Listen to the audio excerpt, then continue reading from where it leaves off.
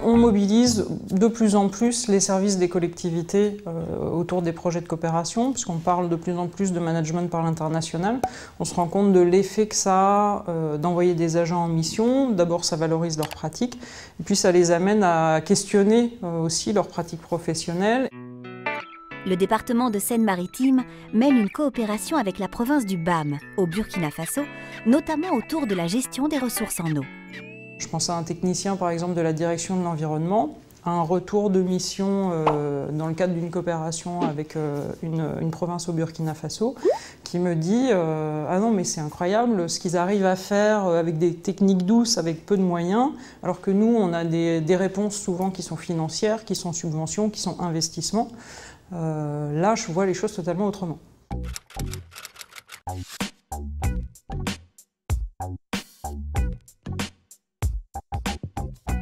La ville de Dakar a organisé un séminaire sur la thématique de la formation comme outil de gestion des ressources humaines et qui a mobilisé ses différents partenaires de la coopération décentralisée, dont l'agglomération Grand Paris Sud.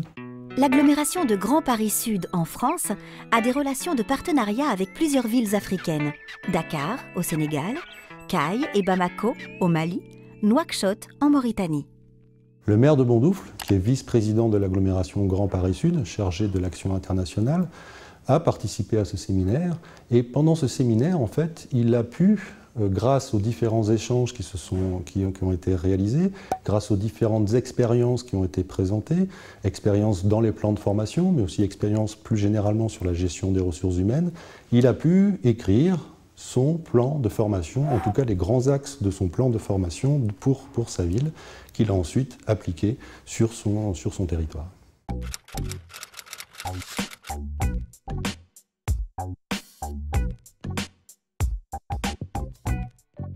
Ce travail en commun autour d'objectifs, l'objectif de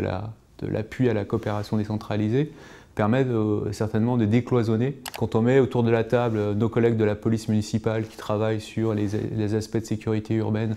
à côté de nos collègues qui travaillent sur l'éclairage public, ou à côté de nos collègues de l'urbanisme qui travaillent sur l'organisation de la ville, sur l'organisation des transports, de la mobilité,